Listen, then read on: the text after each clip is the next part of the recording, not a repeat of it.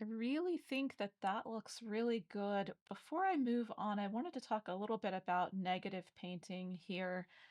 Um, it's really one of the ways negative painting is a great way for us to um, show some of the edges of the feathers. So let's let's try right here.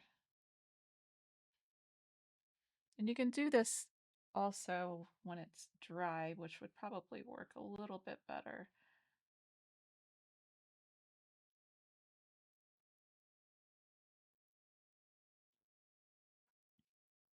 But I hope you can see if I come back in and add some dark along the edges of these feathers, it can bring back a little bit of a feathery shape to them. And it's just it works really, really quickly and can add a lot of detail.